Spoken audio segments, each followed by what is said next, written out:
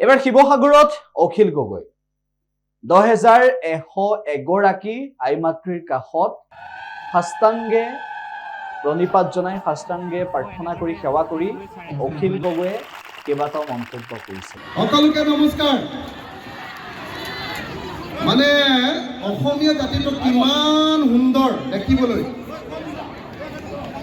অসমীয়া জাতিটো নিজৰ হাজত থাকিলে, নিজৰ পোচাকত থাকিলে কিমান ধুনীয়া দেখিবলৈ।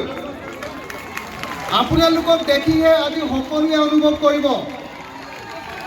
মই জোৰকে হাত তালি বজাবৰ কাৰণে অনুৰোধ কৰিছোঁ। অসমীয়া জাতিৰ এই 10,000 গৰাকী মহিলাই নিজৰ অসমীয়া সাজ পোছাক পিন্ধি একেলগতে আমাৰ শংকৰী কলাকৃষ্টি প্ৰদৰ্শন কৰিবৰ কাৰণে আহিছে, দিহানাম প্ৰদৰ্শন কৰিবৰ কাৰণে আহিছে। মই সকলোকে একেলগতে হাত তালি বজাবৰ কাৰণে অনুৰোধ কৰিছোঁ। শিৱসাগৰৰ বিধায়কগৰাকীয়ে শিৱসাগৰৰ ৰাইজৰ সন্মুখত 2101 আই মাতৃৰ সন্মুখত কি মন্তব্য কৰিলে আমি শুনাব বিচাৰিছোঁ। যুগলবন্দী কলাকৃষ্টি কেন্দ্ৰই ইমান ডাঙৰ অনুষ্ঠান এটা পাতিছে যে আমিয়ে ইমান ডাঙৰ অনুষ্ঠান এটা পাতিবলৈ সাহস নকৰোঁ। সঁচাকৈ আমাৰ সকলোৱে জানে যে শংকৰদেৱে তৈয়াৰ কৰি দিয়া আমাৰ যি নাম ধৰ্ম, সেই নাম ধৰ্মৰ এটা অত্যন্ত গুৰুত্বপূৰ্ণ পাৰ্ট দিহানাম। সেই দিহানামৰ আজিৰ যি পৰিৱেশন হ'ব তাৰ কাৰণে মই যুগলবন্দী কলাকৃষ্টি কেন্দ্ৰক তেখেতসকলক অভিনন্দন জনাইছোঁ। ইমান ডাঙৰ অনুষ্ঠান এটা ইমান ভালকৈ কোনো চৰকাৰী সাহায্য নোহোৱাকৈ